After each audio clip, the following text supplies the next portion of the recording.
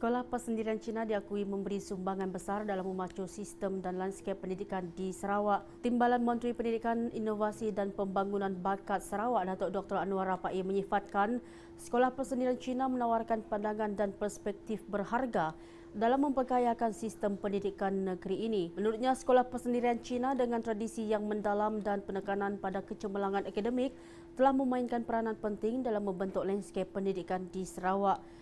Beliau berkata komitmen pihak berkaitan telah melahirkan pelajar yang serba boleh bukan sahaja cemerlang secara akademik tetapi juga memiliki nilai-nilai murni yang kukuh menyumbang secara signifikan kepada pembangunan sosial Sarawak. Selain kecemerlangan akademik, beliau turut menekankan pentingnya pembangunan karakter dan nilai murni dalam kalangan pelajar khususnya di sekolah-sekolah di Sarawak termasuk Sekolah Persendirian Cina. Inisiatif itu tegasnya bertujuan melahirkan pelajar yang berpotensi menjadi pemimpin berinovatif di Sarawak dan negara pada masa hadapan.